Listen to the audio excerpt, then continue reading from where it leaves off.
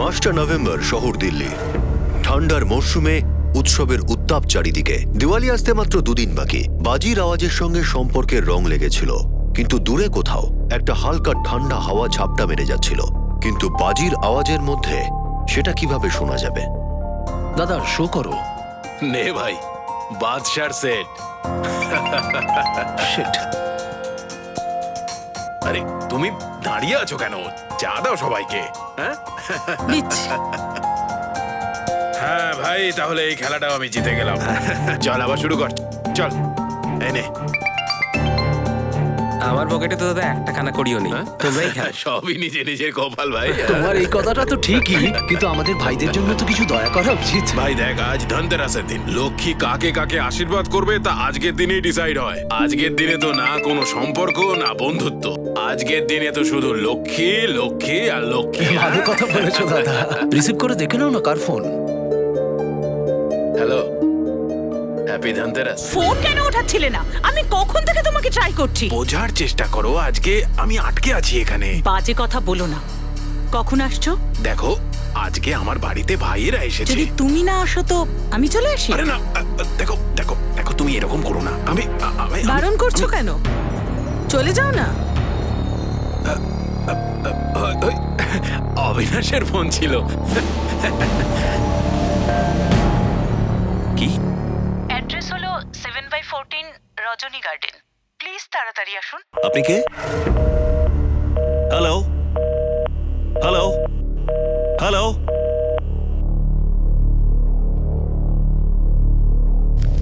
আরে আগুন লেগেছে, আগুন! আরে ফায়ার ব্রিগেডকে কেউ কল করো। আরে আগুন লেগেছে, দেখো দেখো, জল জল আনো, জল আনো। আপনারা শান্ত হন। আরে ওখানে কেউ রয়েছে মনে হচ্ছে। স্যার, চাওলা আরে চলো, খবর চলো, লাগিয়ে চলো, ভিতরে আসুন, স্যার। বাঁচাতে হবে যে। আপনারা আসার চেষ্টা করবেন না। তাড়াতাড়ি তাড়াতাড়ি। আরে তোমরা এখানে দাঁড়াও দাঁড়াও। আরে বডি জ্বলছে, এক্সটিংগুইশার নিয়ে আসো। Okay sir. আরে কি হলো? আরে, কি কেউ করে না কেউ আগুন থাকতে পারে তো লাগলো? ভেতরে। হ্যাঁ। আপনারা সব পেছনে এই যান। আগে দেখছি, সব সব পেছনে। ঠিক ছিল, চলুন, বাড়িতে চলুন। আওয়াজ আসছিল।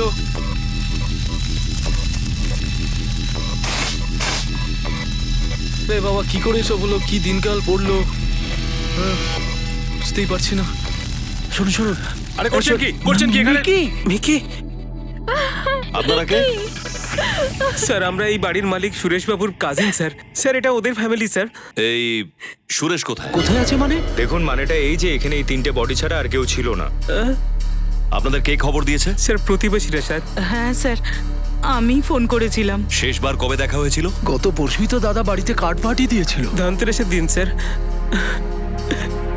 The number you have called is currently switched off. Sir, সুরেশদের ফোনও সুইচ অফ আসছে। স্যার, স্যার মেয়েটা বেঁচে আছে। বাচ্চাটাকে তাড়াতাড়ি হসপিটালে পাঠান। স্যার, শুধুমাত্র বাজিতে আগুন লেগে এই তিনটে লোক? না না না না না, এটা কোনো অ্যাক্সিডেন্ট মনে হচ্ছে না। সমস্ত বডিগুলোকে এদিক ওদিক ছড়িয়ে ছিটিয়ে রাখা হয়েছে। না কোনো স্ট্রাগল, না কোনো ঝগড়ার কোনো রকম চিহ্ন পাওয়া যাচ্ছে। আর ফায়ার সলিউশন তো নিচে রাখা আছে। আর সবচেয়ে বড় কথা হলো, বাড়ির মালিক সুরেশ চাওলা নিখোঁজ। হ্যাঁ স্যার। এখানে শুধু আগুনই লাগেনি, আরো অনেক কিছু হয়েছে।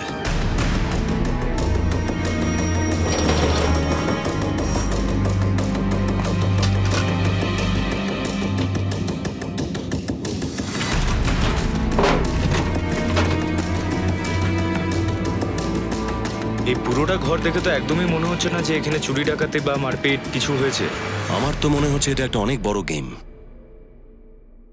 দুটো লাশ, একজন আহত, আর বাড়ির মালিক সুরেশ চাওলার কোনো রকম খোঁজ খবর নেই। একটা কাজ কর স্যার। শহরের সমস্ত চেকপোস্টগুলোতে অ্যালার্ট করে দাও, আর আশেপাশের সমস্ত থানাতে এর ছবি পাঠিয়ে দাও। Okay sir. হতেই পারে এই লোকটির সঙ্গে এই কেসটাতে একটা যোগসাজশ আছে। স্যার, উনি কেন মারবেন নিজের ফ্যামিলিকে? উনি নিজের ফ্যামিলিকে ভীষণ ভালোবাসতেন। বাচ্চাগুলো তো ওনার নিজের প্রাণের মতো ছিল। স্যার, স্যার দাদাকে কেন পাওয়া যাচ্ছে না সেটা বলতে পারছি না, কিন্তু দাদা এরকম করতেই পারে না। কিন্তু তোমার দাদা এখন কোথায়? স্যার, কিচ্ছু বুঝতে পারছি না। বাচ্চাটার অবস্থা স্যার, কেন? ও তো আইসিইউতে আছে। আপনারা এখন যেতে পারেন। প্রবীণ, এই ফোনটা যেই করে থাকুক, হয় ও একজন উইটনেস, না হলে একজন অপরাধী যে অপরাধ করে পালিয়ে তার গেছে। মানে স্যার এখানে অপরাধী একজন মহিলাও হতে পারে? এই সুরেশের ছবি আশেপাশে থানাগুলোতে পাঠিয়ে দিয়েছো? Yes sir. আমার ভয় হচ্ছে যে ও শহর ছেড়ে পালিয়ে না যায়। ওর মোবাইলটা সার্ভিলেন্সে দিয়ে দাও। Yes sir.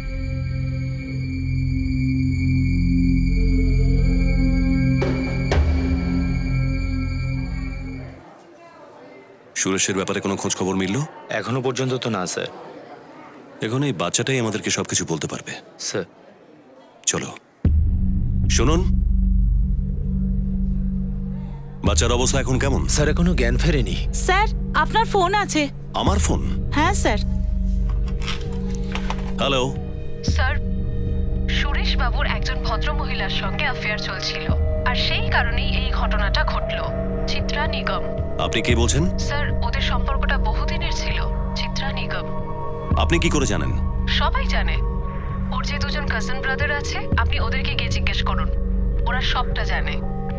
আপনি কে বলছেন? হ্যালো। ওকে।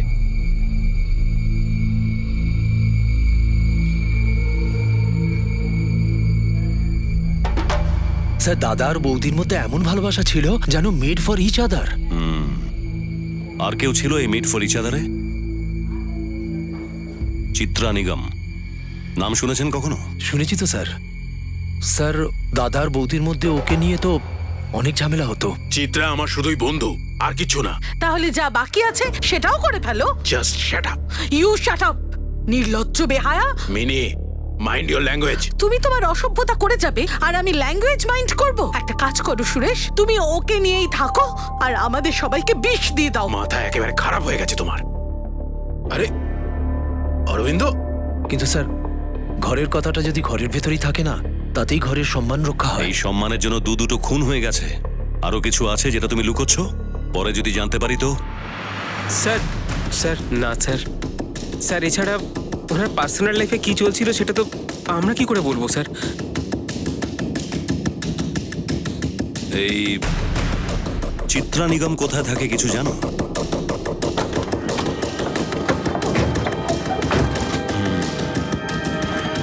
প্রবীণ হসপিটালের ল্যান্ডলাইনে আমার জন্য একটা ফোন এসেছিল। আমাদের মোবাইল সার্ভেলেন্স ইউনিটকে সজাগ করো। এই মহিলা নিশ্চয়ই দ্বিতীয়বার ফোন করবে, আমার, তোমার অথবা থানার নাম্বারে। ও খেলা করছে, ওর খেলাটাকে শেষ করতে হবে। স্যার, সুরেশবাবু ফ্যামিলিকে খুব ভালোবাসতেন, উনি এসব করতে পারেন না। তাছাড়া অ্যাফেয়ার তো। চিত্রা নিগম? হ্যাঁ স্যার, এখানে অনেকবার এসেছেনও। কোথায় থাকে? স্যার এই কাছাকাছি, খুব কাছেই, রাজের নগরে। কি ব্যাপার? স্যার ওই পোস্টমর্টম রিপোর্টটা চলে এসেছে। পোস্টমর্টম রিপোর্ট অনুযায়ী ইঁদুরের বিষ মিষ্টিতে মেশানো হয়েছিল। তাহলে সে আগুনটা লাগালো কেন? খুনটাকে লোকানোর জন্য? না প্রবীণ, পোস্টমর্টম রিপোর্টে তো ইঁদুরের বিষের সন্ধান মিলতই, লুকিয়ে কি লাভ? আগুন লাগাবার কারণ তো অন্য কিছু নিশ্চয়ই। কি কারণ স্যার? এটা তো চিত্রাই জানে। সুরেশের সঙ্গে কারো অবৈধ সম্পর্ক ছিল, আর এই সম্পর্কের কারণেই সংসারে ঝগড়া অশান্তি লেগে থাকতো।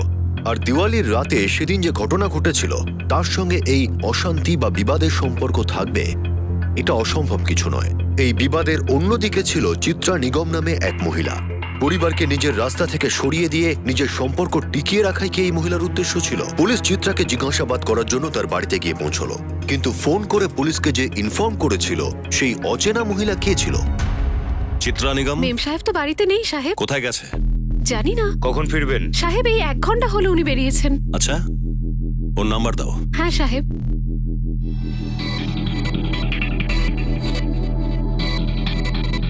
The number you have called is not reachable. Number তো নট রিচেবল স্যার। দিল্লি থেকে বেরোবার মতো সমস্ত রাস্তা অ্যালার্ট করে দাও, বিশেষ করে দিল্লি গুরগাঁও রোড। আর ওর মোবাইল সার্ভেলেন্সে দাও, আর ওর ফটো আশেপাশের সমস্ত থানাতে সার্কুলেট করে দাও। Okay sir.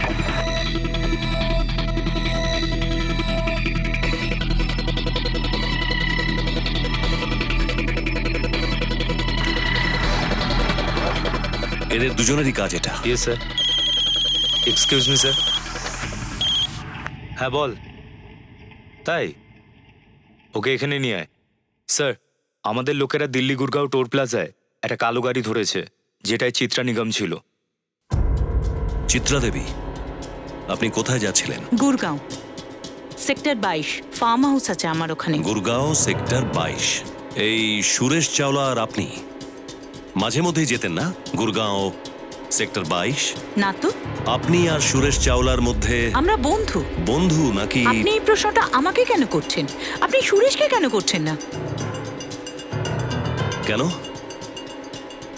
আপনি জানেন না যে সুরেশ নিখোঁজ? দীপাবলির রাতে ওর স্ত্রী আর বাচ্চাকে হত্যা করার পর থেকেই সে নিখোঁজ। আর ওর আরেকটি মেয়ে এই মুহূর্তে হসপিটালে রয়েছে, জীবন আর মৃত্যুর সঙ্গে পাঞ্জা লড়ছে।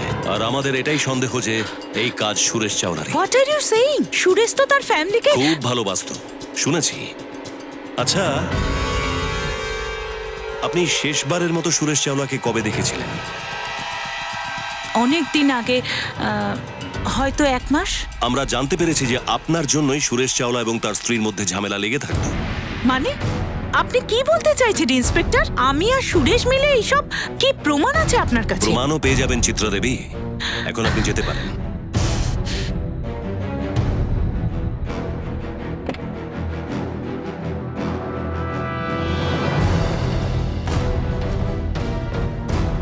এর উপর নজর রাখো। Okay sir.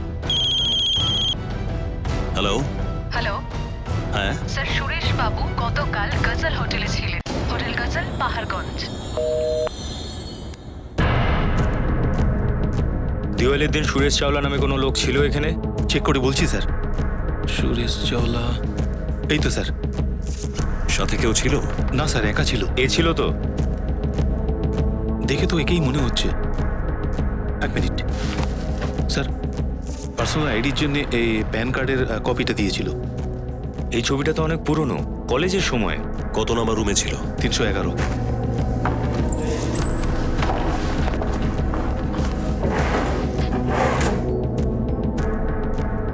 স্যার, বাথরুমে জামাটা পেয়েছি। স্যার, উনি হয়তো এটা ফেলে গেছেন। ভুলে গেছে নাকি ইচ্ছে করে এখানে রেখে গেছে? বলতে পারবো না স্যার। কয়েক ঘন্টার জন্য হোটেল নিল আর তারপর ছেড়ে চলে গেল গুরগাঁও। গুরগাঁও থেকে কোনো খবর এসছে? খোঁজ নিয়ে দেখছি স্যার। চিত্রার উপর ভিজিলেন্স বাড়াও। আমার মনে হচ্ছে এই খেলায় দুজনেই শামিল। আরও একবার এক অচেনা মহিলা পুলিশকে খবর দিল। খবর প্রায় সত্যিই প্রমাণিত হচ্ছিল, আর পুলিশের তদন্তও সামনে এগিয়ে চলছিল। প্রতিটি প্রমাণই সুরেশের দিকে ইঙ্গিত করছে, আর চিত্রাকেও এই কেসে জড়িত বলেই মনে করা হচ্ছে। সুরেশ এখনো নিরুদ্দেশ রয়েছে, আর যদি এই জটিল কেসটা সমাধানের কোনো সূত্র সামনে রয়েছে, সে হলো চিত্রা নিগম। যদিও এই কেসে একটা বিষয় খুবই রহস্যজনক, এই অচেনা মহিলা যে ফোন করে তার উদ্দেশ্যটা কি ছিল?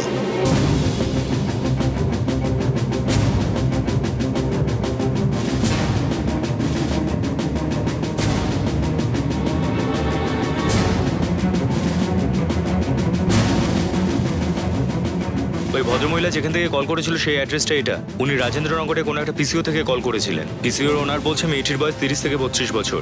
আর আমরা যখন চিত্রার ছবিটা ওকে দেখাই, ও বলল মুখটা ভালো করে মনে নেই। এটা তো চিত্রাও হতে পারে, অথবা সুরেশ চাওলার কোনো অন্য প্রেমিকা। কিন্তু সে এটা কেন করবে?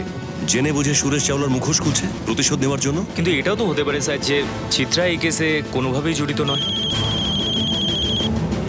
হ্যালো। ওকে। না প্রবীণ, চিত্রা এই কেসটার মধ্যে পুরোপুরি ডুবে রয়েছে। সুরেশ চাওলার ফোন অ্যাক্টিভ হয়ে গেছে, তার লোকেশনও পাওয়া গেছে। চলো।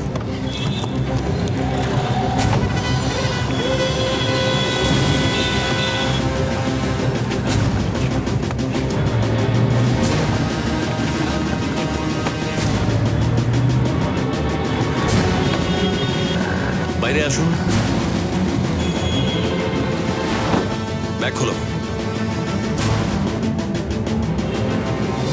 এটা কি? স্যার, আমি জানি না যে এই ফোনটা আমার ব্যাগে কি করে এলো। আপনি জানেন না সুরেশ চাওলার ফোন আপনার ব্যাগে কিভাবে হ্যাঁ এলো? স্যার, আমি আমার ব্যাগ থেকে কিছু বার করছিলাম আর দেখলাম যে সুরেশের ফোনটা আমার হাতে চলে এলো। আর আমি ম্যাডাম, আপনি বেশি স্মার্ট হওয়ার চেষ্টা করবেন না। আপনি আপনার প্রেমিকের সাথে দেখা করতে এখানে এসেছিলেন, আর ওর ফোন তো আপনার ব্যাগে চলেই এসেছে, কিন্তু ও নিখোঁজ।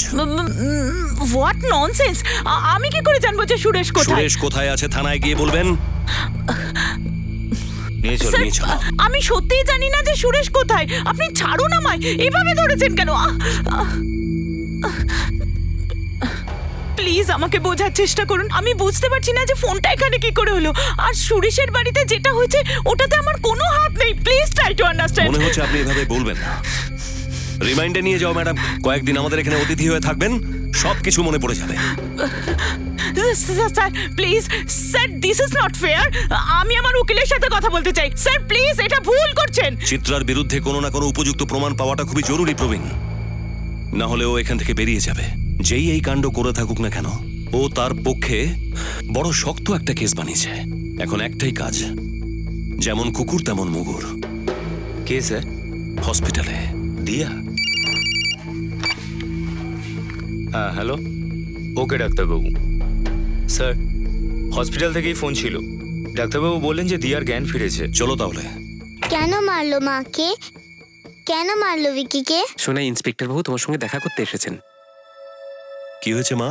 কি বলছিলে তুমি? কেন মারলো মাকে? কেন মারলো ভিকিকে? আপনি জানেন বাবা কোথায় আছে? মা, আমরা ওকে খোঁজার চেষ্টা করছি, কিন্তু যদি তুমি যদি কিছু কথা আমাদের বলে দাও না, তাহলে তোমার বাবাকে আমাদের পক্ষে খোঁজাটা অনেক সোজা হয়ে যাবে। এবার বলো, দীপাবলির রাতে কি হয়েছিল? রুবি আন্টি আমাকে গেটের কাছে ছেড়ে দিয়ে গেছিল। By aunty. মা, বাবা,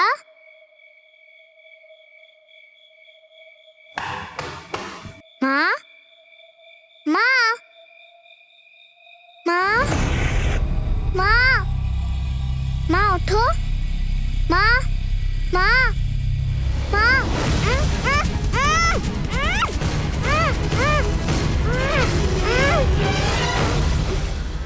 আর কিছু? হ্যাঁ, বাইরে একটা ব্ল্যাক কালারের গাড়ি দাঁড়িয়েছিল। ছোট গাড়ি না কি বড় গাড়ি? মনে নেই, কিন্তু গাড়ি একটা ছিল।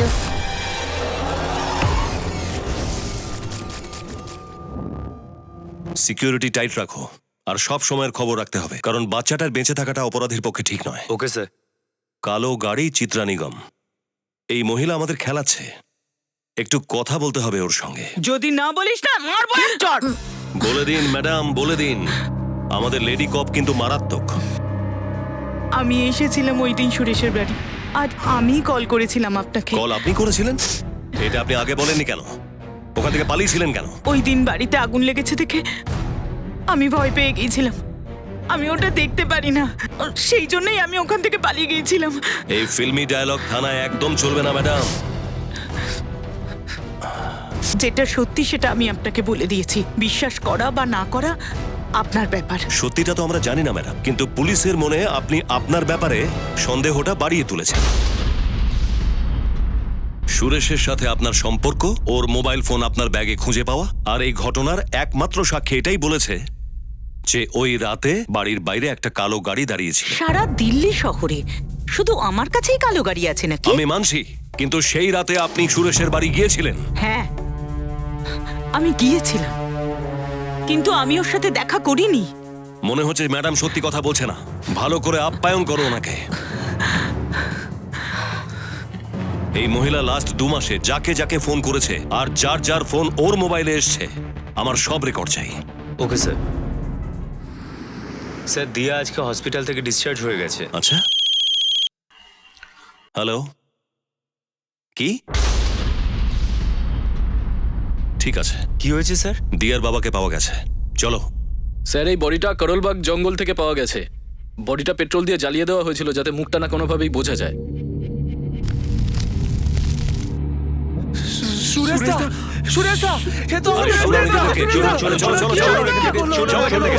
একটা একটা করে প্রতিটি তথ্যই ভুল প্রমাণিত হচ্ছিল। চিত্রা সুরেশের সঙ্গে মিলে এই কাণ্ডটা যে ঘটিয়েছিল সেই কথাটা এখন ভিত্তিহীন মনে হচ্ছে। পরিবারের 2 জন নয় বরং 3 জন সদস্যকে খুন করা হয়েছিল। উদ্দেশ্য ছিল 4 জনকেই মেরে ফেলা, কিন্তু দিয়া বেঁচে যায়। অচেনা মহিলার প্রতিটি কথাই ভুল মনে হচ্ছে, কিন্তু পুলিশকে ভুল পথে চালনা করার চেষ্টা কে করছিল আর কেন?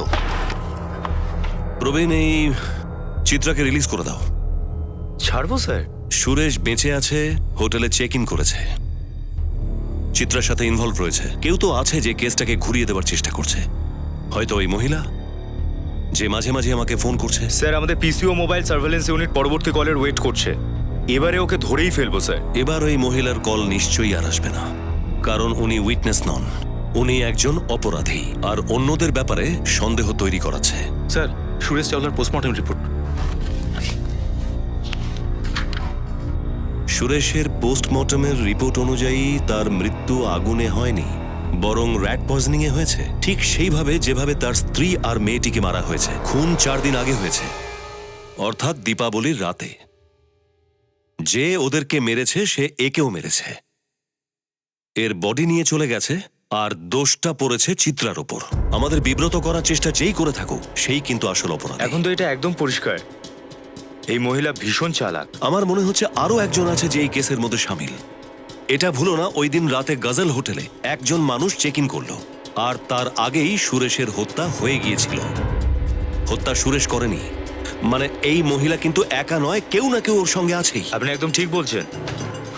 আচ্ছা, এই কালো গাড়ির ব্যাপারটা দিয়াই বলেছিল, তাই না? হ্যাঁ স্যার, দিয়াই বলেছে। চিত্রা আগুন লাগার পরে এসেছিল, আর দিয়া কালো গাড়িটাকে আগে দেখেছে। আচ্ছা, এটা অন্য কোনো গাড়ি নয় তো? এই ব্যাপারটা একমাত্র দিয়াই বলতে পারবে, কিন্তু এখন তো মনে হয় ওর ঘরে শোকের ছায়া। বাবা ওঠো না, বাবা বাবা প্লিজ, বাবা ওঠো না, বাবা ওঠো না প্লিজ, বাবা ওঠো না, ছাড়ো আমাকে, আমাকে বাবার গিফটটা ফেরত দিতে হবে। দিয়া দাঁড়াও মা। কোথায় কোথায় আমার লকেটটা? কোথায় গেল লকেটটা? এখানেই তো ছিল, কোথায় গেল? কোথায় গেল আমার লকেট? আমার লকেট কোথায়? সোনা, কোথায় তুমি কোন লকেটটা? লকেটের কথা বলছো সোনা? যেখানে আমাদের সবার ফটো ছিল, ওই লকেটটা বাবা আমায় গিফট দিয়েছিল। কোথায় রেখেছিলে মা ওই লকেটটা? এখানেই ছিল, মায়ের গয়নাগুলো খুঁজে পাচ্ছি না। আরে মা, লকেট এখানেই কাছে কোথাও হবে, দেখো না, গয়না টাকা পয়সা সবই তো আছে। আরো ছিল। আরো গয়না ছিল? আরো। ঠিক আছে সোনা, ওই লকেটটা আমরা তোমাকে আবার এনে দেবো। কেঁদো না মা। কিন্তু স্যার, লকার তো আমরা দুর্ঘটনার দিনও দেখেছিলাম। হ্যাঁ, আমরা কি করে বুঝবো যে লকারে কি ছিল না ছিল? আমাদের মনে হয়েছে যা ছিল তাই আছে। হ্যাঁ স্যার, কেউ একজন চালাকির সাথে মালপত্র নিয়েছে। অপরাধী হত্যা করার পর জিনিসপত্র নিয়ে চলে গেছে, কিন্তু কিছু রেখে গেছে আমাদের মনটা ঘুরিয়ে দেবার জন্য। কেউ তো আছে এই কেসে যে প্রমাণ এবং সাক্ষীর সঙ্গে চাল চালছে, কিন্তু আইনের চোখটাকে নিজের থেকে অন্য জায়গায় সরিয়ে দিচ্ছে। কিন্তু এবারও মুশকিলে পড়ে যাবে। সত্যি মিথ্যা দিয়া যা যা বলেছে, লকারে অনেক কিছু ছিল যা এখন নেই। প্রবীণ এই অপরাধী যেই হোক না কেন, এই পরিবারকে খুব ভালো মতো জানতো, ওদের সম্পর্কটাও জানতো, আর ওদের ভেতরের খবরাখবর রাখতো। তাই তো আমাদের সামনে কখনো চিত্রা, সুরেশের লাশ, আর কখনো ওর মোবাইল ফোন রেখে দিচ্ছে। স্যার, কোথাও আপনি ইশারা সুরেশের পরিবারের দিকে করছেন না তো? স্যার, ওরা দুজনে এক নম্বরের চিটিংবাজ। এছাড়া অরবিন্দ তো অনেকগুলো বিজনেসও শুরু করেছিল, কিন্তু কোনো বিজনেসই দাঁড় করাতে পারেনি। মাঝে মাঝে সুরেশদার কাছে টাকা নেওয়ার জন্য চলে আসতো। এমনকি এখনো পর্যন্ত অরবিন্দুর বাড়ি সুরেশদার কাছে বন্ধকে আছে। আর বিনীত স্যার, ও তো চুপচাপ থাকতো সবসময়, কিন্তু ভেতর থেকে একেবারে মিচকি শয়তান ছিল। স্যার, কখনো কখনো কাজ করতো, কখনো কখনো বেকার ঘুরতো, মাঝে মধ্যেই সুরেশদার কাছে টাকা নেওয়ার জন্য চলে আসতো। স্যার, এই তো 2 সপ্তাহ আগে মাত্র দুজনের মধ্যে খুব ঝগড়া হয়েছিল। ব্যাস ভাই, অনেক হয়ে গেছে এই ধার দেনা। এবার তুমি নিজেরটা নিজে দেখে নাও। সুরেশ দা, বলছি তো আমি ফিরিয়ে দেবো। গত 5 বছর ধরে বলছো ফিরিয়ে দেবে, আজ পর্যন্ত 5 পয়সা ফেরত দাওনি। আগামী সপ্তাহেই আমার টাকা আসছে, এখন 10,000 টাকা দিয়ে দাও, আমি ফিরিয়ে দেবো পাক্কা। দেখো, আমার ক্লায়েন্ট আসছে, আমার মাথা খারাপ করো না, আমার এখন অনেক জরুরি কাজ আছে। সুরেশদা 2 ভাইয়ের ওপর খুব রেগেছিল, কিন্তু বড় দাদার দায়িত্ব পালন করছিল। সুরেশ চাওলা তোমার খুব কাছের ছিল। ও কখনো ওর বাড়ি, কাজিনের ব্যাপারে কখনো চর্চা করেনি? করেছিল, বিনীত আর অরবিন্দের ব্যাপারে। ও আমাকে বলেছিল যে ওরা দুজন ওর ওপর পুরোপুরি ডিপেন্ডেন্ট। সুরেশ খুব চিন্তায় থাকতো, প্রায়ই ওরা এটা ওটা চাইতো।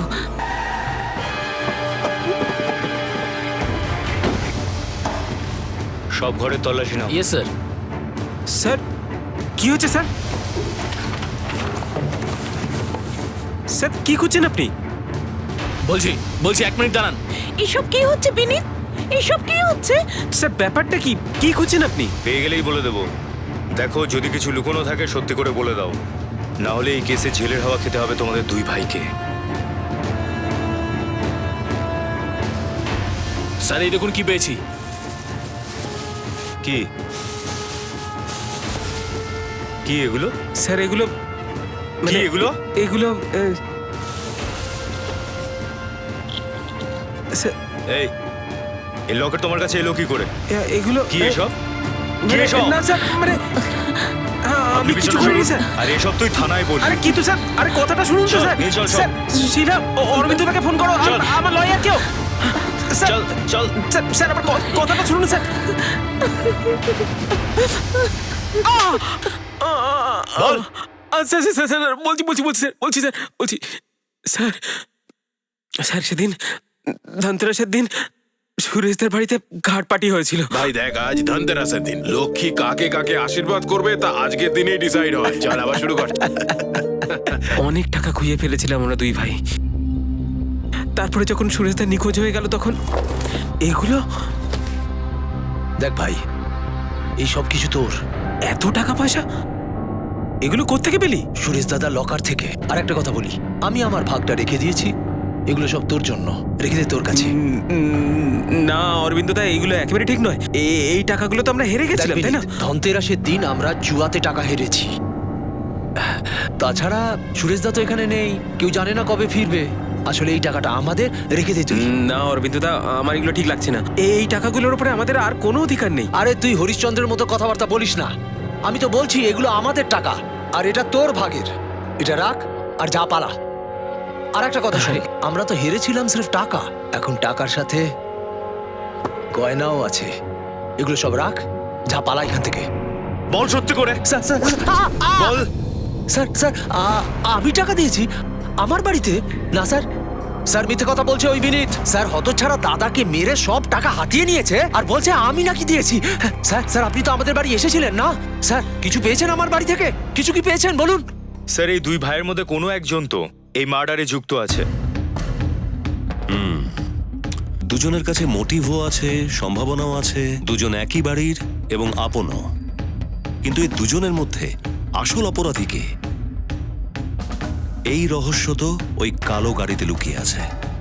কালো গাড়ি? এখন এটা খুঁজে বার করো যে ওই দুজনের মধ্যে কালো গাড়িটা কার কাছে আছে। কিন্তু স্যার আমরা যখন রেড করেছিলাম তখন বিনীতের বাড়িতে একটা বাইক পেয়েছিলাম। আপনি এখানে কি দেখছেন? অরবিন্দের বাড়িতে গিয়ে দেখুন, একটা নয় দুটো গাড়ি আছে ওর কাছে। আর অরবিন্দের বাড়িতে একটা কার। ওই কালো গাড়িটা এত তাড়াতাড়ি পাওয়া যাবে না প্রবীণ। পরস্পরের সঙ্গে কোলাকুলি করার সময় কখনো চোখের দিকে হয়তো তাকানো হয় না, চোখে জমে থাকা ঘৃণাকে দেখা হয় না। আর হয়তো এমনটাই কিছু হয়েছিল সুরেশ চাওলা আর তার পরিবারের সঙ্গে। বিনীত সুরেশের নিজের ভাই ছিল। অনেক ঝগড়া অশান্তির পরেও সুরেশ বিনীতের সঙ্গে নিজের সম্পর্ক বজায় রেখেছিল। কিন্তু বিনীত সেই সম্পর্কের কি মূল্য দিল? বিনীতের বাড়ি থেকে টাকা পাওয়া গেল, অরবিন্দ বিনীতকে টাকা দিয়েছিল, বিনীত তার ভাইকে মারল। এই সব ঘটনাই বিনীতের অপরাধটাই প্রমাণ করলো। আপনাদের দুটো গাড়ি ছিল না? হ্যাঁ স্যার, ওটা বিক্রি করে দিয়েছি আমরা। বিক্রি করেছেন? কবে? ধনতেরাসের সময়। আচ্ছা, যে গাড়িটা আপনি বিক্রি করেছেন সেটা রং কি ছিল? হোয়াইট। নিজেদের সোর্স দিয়ে এটা বার করো যে এই গাড়িটা কাকে বিক্রি করেছে। Okay sir. চলো। এই গাড়িটাই? হ্যাঁ স্যার, এই গাড়িটাই তো। কবে কিনেছেন? স্যার কথা তো 1 মাস আগে থেকেই চলছিল, কিন্তু ওই দেওয়ালির দিন সকালেই দিয়ে গেছিল। আর হ্যাঁ, অরবিন্দ চাওলা ওনার নাম। স্যার এটার মানে এই দাঁড়াচ্ছে যে অরবিন্দের ওয়াইফ মিথ্যে কথা বলেছে। ও সত্যি কথা বলবে এটা আমি কখনো ভাবিও নি। একটা কাজ করো, আশেপাশের সমস্ত গ্যারেজে খোঁজ নাও, কেউ কি সাদা রঙের গাড়িকে কালো করেছে। Okay sir.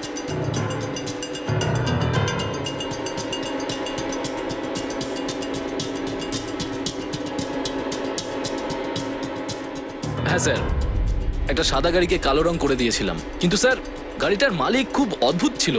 কেন? কি কেন স্যার, দিওয়ালির পরের দিন এলো আর আমাকে বললো যে তাড়াতাড়ি ব্ল্যাক গাড়িটাকে হোয়াইট করে দিতে। জিজ্ঞেস করলাম তো আমাকে বললো যে কালো রং আমার বউ পছন্দ করে না।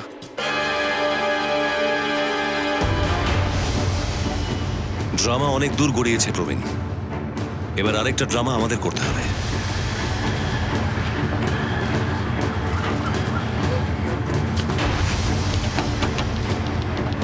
এই তোর সাদা গাড়িটা কালো হয়ে গেল, পরে আবার সাদা হলো। হ্যাঁ চল।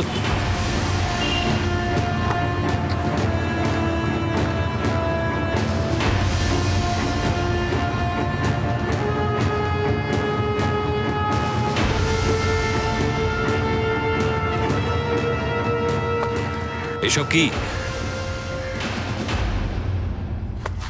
কোথায় যাচ্ছিস বালিয়ে? চল থানায়, চল। পোষা কালসাপ বাড়ির মালিক আর তার পরিবারকে ছোবল দিয়ে চলে গেল, আর তারপর বাড়িতেই নিষ্পাপ সেজে বসে রইল। অরবিন্দের চাল দাবা খেলার বাজেট চেয়ে কিছু কম ছিল না, যেখানে প্রতিটি চালই অনেক আগে থেকেই ভেবে রাখা হয়েছিল। দাদা তার পরিবারকে মেরে ফেলার খেলা কবে থেকে চলছিল সেটা হয়তো শুধু অরবিন্দই জানতো। ধনতেরাসের দিন নতুন গাড়ি কিনেছিলাম আমি। অরবিন্দ, চলো না কোনো লং ড্রাইভে যাই প্লিজ, চলো না, দারুণ আরে মজা হবে। ছাড়ো দেখি লং ড্রাইভ, দাদার বাড়ি গিয়ে কার্ড পার্টি করি। দেখো রাতে যখন কার্ড পার্টি হবে না তখন কত মজা হবে। আর একটা কথা শোনো, দাদাকে গিয়ে নতুন গাড়িটা দেখাবো। দেখে দাদা যখন জ্বলবে ভাবো কেমন মজা হবে। দাদার বাড়ি গিয়ে দেখি দাদা বৌদি ওই চিত্রাকে নিয়ে ভীষণ ঝগড়াঝাটি করছে। চিত্রা চিত্রা চিত্রা মন্ত্র বানিয়ে নিয়েছো তুমি ওর নামটা। আরে অন্তত আজকের দিনটা এইসব নিয়ে অশান্তি করো না। মনে মনে তো ওর নাম জপ করে যাও, তাহলে চলে যাচ্ছ না কেন? এই সম্পর্কটাকে তামাশা বানিয়ে রেখেছো। আমি তো এটাই বুঝতে পারছি না আমি এখন কি করব। বৌদি, আরে তোমরা বৌদি ধনতেরাসের অনেক অনেক শুভেচ্ছা। হ্যাঁ, তোমাদেরকেও। আরে অরবিন্দ, এসো এসো দাদা এসো তোমাকে ভাই এসো। ধনতেরাসের অনেক অনেক শুভেচ্ছা। হ্যাঁ তোমাকেও তোমাকে আরে এসো। দাদা এদিকে এসো, এদিকে এসো। হ্যাঁ কেন? আমি নতুন গাড়ি কিনেছি। আরে বাহ, দারুণ ব্যাপার। আরে শুভেচ্ছা, কনগ্রাচুলেশন। কেমন হয়েছে? ভাই এবার তো পার্টি জমবে। হ্যাঁ? চলো, নিশ্চয়ই এসো। নিশ্চয়ই। এসো এসো, ভিতরে এসো। এসো, এসো এসো। 10 গোলাম বিবি। সুরেশ দা হচ্ছেন ভীষণ পুরনো জুয়ারি। প্রত্যেকটা বাজি জিততে থাকলেন আর আমাকে আর বিনীতকে হারিয়ে দিলেন। এবার বলো আর কিছু আছে তোমার কাছে বাজি রাখার মতো? আরে নিঃস্ব হয়ে গেলে তো। না দাদা, আমি আরো খেলবো। এসো এসো। আরে অরবিন্দ, তুমি কি পাগল হয়ে গেছো? ব্যাস আর খেলবে না, আরে, চলো। তুমি চুপ করো। ওয়াইফ মানা করা সত্ত্বেও নতুন গাড়িটাকেই বাজিতে লাগিয়ে দিয়েছিলাম আমি। দাদা এই রাখলাম নতুন গাড়ির চাবি, চলো ফাইনাল বাজি খেলবো। বাস ভাই আর দেখ খেলো শোন, না। তুই আমাকে মানা করিস না। দাদা তুমি তাস ফেলো। এবার যদি তুই হেরে যাস না তাহলে গাড়িটা তো তোর গেল। হ্যাঁ কার্ড পার্টিটা শেষ হয়ে গেল, কিন্তু নতুন গাড়িটা ছাড়তে প্রাণ বেরিয়ে যাচ্ছিল আমার। দাদাকে কত রিকোয়েস্ট করলাম, প্লিজ দাদা গাড়িটা ফিরিয়ে দাও, কিন্তু উনি তো মুখের উপর অস্বীকার করলেন। বিনীত, ভাইকে বাড়িতে নিয়ে যা যা যা। দাদা দাদা প্লিজ দাদা, ওই গাড়িটা দিয়ে দাও না দাদা। আজকেই নতুন গাড়িটা কিনেছিলাম, বউয়েরও খুব আফসোস আরে হচ্ছে। তুই আমাকে জিজ্ঞাসা করে বাজি রেখেছিলি? দাদা, দাদা আমার কথাটা তো শোনো দাদা। কি হলো? দাদা এসব হাসি ঠাট্টা করতে গিয়ে হয়ে গেছে। আগে থেকেই বাড়ির কাগজ আপনার কাছে বন্ধক পড়ে আছে। দাদা আমি তো গাড়িটা ইএমআই দিয়ে তুই কিনেছি। আমাকে জিজ্ঞাসা করে বাজি ধরেছিলি? তখন তো খুব তেজ দেখিয়ে বলেছিলি তাস বাটো। এখন হেরে গেছিস তো গেছিস। এই যা ভাই, বিনীত তোকে বাড়িতে নিয়ে যা। দাদা গাড়িটা দিয়ে দাও না দাদা। আরে ছাড় ভাই, জানা তুই। এই দাদা রিল্যাক্স রিল্যাক্স ভাই, চলো চলো চলো। হ্যাঁ স্যার, আমি অরবিন্দ আর ওর স্ত্রীকে বাড়িতে ছেড়ে দিয়ে এসেছিলাম। দুজন ভেতর থেকে বড্ড কষ্ট পাচ্ছিল, কিন্তু কেউ কিছু বলছিল না। তারপরে কি হলো আমি কিছু জানি না স্যার। স্যার বিনীত এসেছিল আমাদের বাড়িতে আমাকে ছাড়তে। স্যার শিখা খুব আপসেট ছিল, দোষ দিচ্ছিল দাদাকে। কতবার বারণ করেছিলাম তোমাকে যে খেলো না খেলো না খেলো না। তোমার এই দাদাটা না এক নম্বরের জল্লাদ।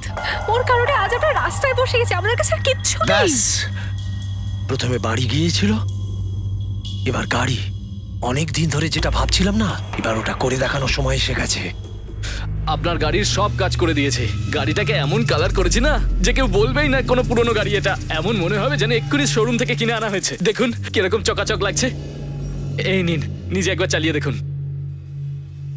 Thank you so much. Arabinda, এই গাড়িতে কালো রং কেন করিয়েছো? ডার্লিং, আরো একজন আছে যার গাড়ির রংটা ব্ল্যাক। সুরেশদার কাছের লোক। তাছাড়া আমাদের বলি দেবার জন্য তো পাঁঠা চাই। শুধু তুমি দেখতে থাকো।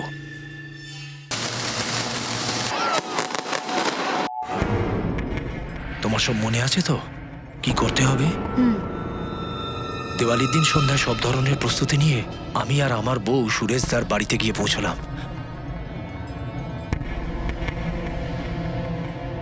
দাদা দাদা হ্যাপি দিওয়ালি। তুই এখানে কি করতে এসেছিস? দাদা পরশু যেসব অসভ্যতা আমি আপনার সাথে করেছি ওর জন্য আমি খুব লজ্জিত। আমি ভুল করেছি, কিন্তু তোমার দিব্যি খেয়ে বলছি চিরকাল নিজের বাবার মতো মনে করেছি তোমাকে। তুইও না এত তাড়াতাড়ি আবেগে ভেসে যাস। চল আয়, বস, আয় আয় আয়, এসো। তারপরে বল ভাই, দীপাবলির দিন সব বন্ধু বান্ধবদের সঙ্গে দেখা হয়েছে তো? দাদা আপনার থেকে বড় আর কে আছে? হ্যাপি দীপাবলি বৌদি। আরে অরবিন্দ, তুমি হ্যাপি দীপাবলি। বৌদি আমার জন্য এক কাপ গরম গরম চা নিয়ে আসুন না। হ্যাঁ হ্যাঁ এক্ষুনি দিচ্ছি। আরে তুমি এখানে কি করছো? যাও গিয়ে বৌদিকে হেল্প করো। আরে বৌদি, দীপাবলির অনেক শুভেচ্ছা। তোমাকেও শুভেচ্ছা।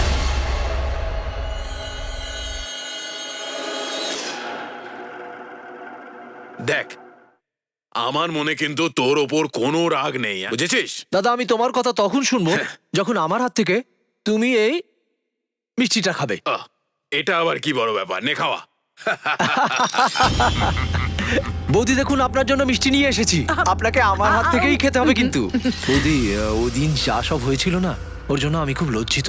এসব তো হতেই থাকে। না বৌদি, আগামী দিনে এরকম কিচ্ছু হবে না, আমি সেই কথা দিচ্ছি। কোনো ব্যাপার না ভাই, সব ঠিক হয়ে যাবে।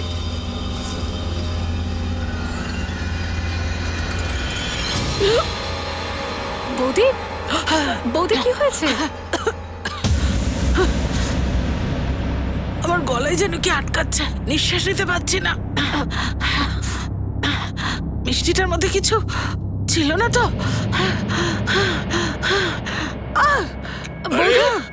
কি হলো ওদিকে? এই মিষ্টিগুলো তাড়াতাড়ি বাচ্চাদের খাইয়ে এসো। যাও যাও, তাড়াতাড়ি যাও। অরবিন্দ, অরবিন্দ, তুই এই মিষ্টিতে কি মিশিয়েছিলি? কিছু নয় দাদা, ব্যাস আমার বাড়ি আর গাড়ি ফেরত নিচ্ছি।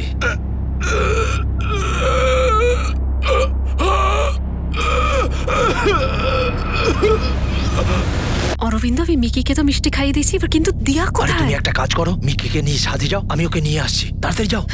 ঠিক আছে। মা,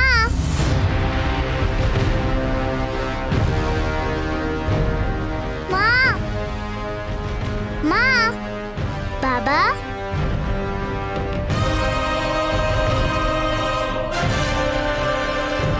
মা, মা ওঠো, মা, মা ওঠো।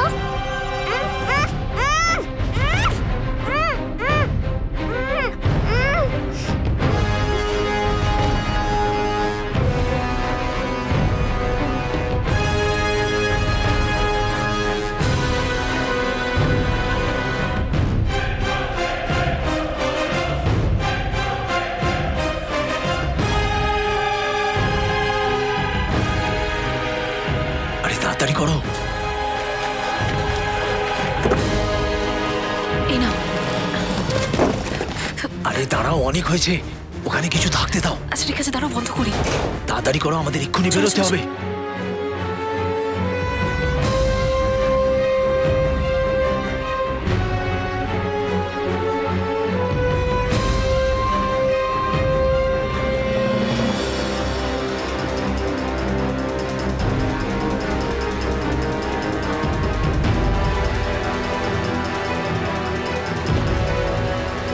এই কেসটার জন্য পুলিশের সন্দেহ চিত্রা সুরেশদার উপরে যাতে যায়, সেই জন্য আমরা সুরেশদার লাশটাকে ওখান থেকে সরিয়ে দিয়েছিলাম।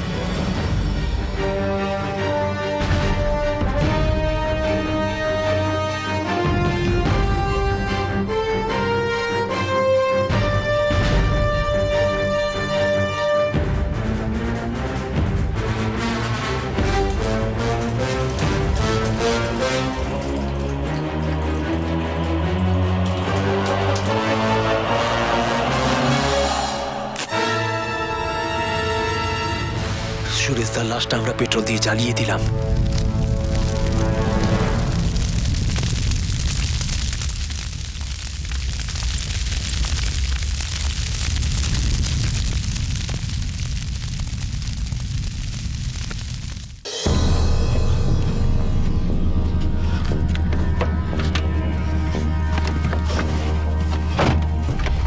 চলো আমরা এখান থেকে তাড়াতাড়ি চলে যাই, নাহলে ওখানে কেউ জানতে পারলে ঝামেলা হয়ে যাবে।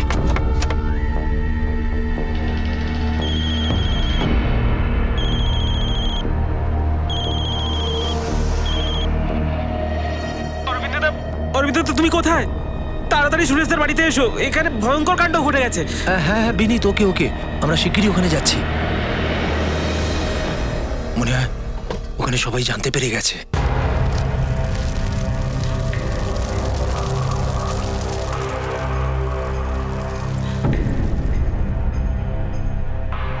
এরপরে আমি পাহাড়গঞ্জের একটা হোটেলে সুরেশদার নামে একটা রুম বুক করিয়েছিলাম। Welcome to hotel ghazal sir. একটা রুমের দরকার ছিল। কোনো আইডি প্রুফ আছে আপনার? এই নিন। স্যার ফটো দেখে তো আপনাকে চিনতেই পারছি না। আপনি দেখতে একদম অন্যরকম, ফটোতে তার মিলিনি। আসলে স্যার, যখন এই প্যান কার্ডটা বানিয়েছিলাম তখন আমার 22 বছর বয়স ছিল। এখন আমার 35 বছর বয়স। এতগুলো বছরে স্যার কিছু তো মুখে পরিবর্তন আসবে। আর কোনো আইডি নেই আপনার কাছে? আরে আপনি চিন্তা করবেন না, আপনি রুম বুক করুন, এটা আমার আইডি। চলুন, ঠিক আছে, আমি করে দিচ্ছি।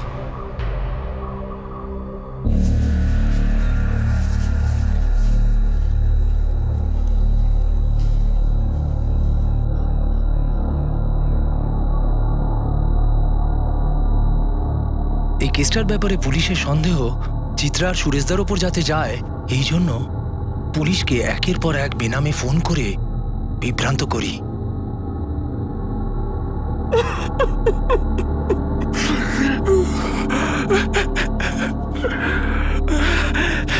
স্যার বিনীত ঠিক কথা বলেছিল, ওকে গয়না আর টাকা আমি দিয়েছিলাম।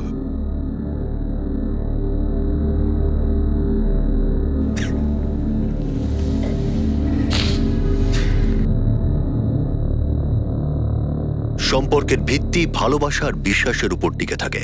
একটাও ইট যদি সরে যায় তাহলে সেই সম্পর্ক ভেঙে পড়ে।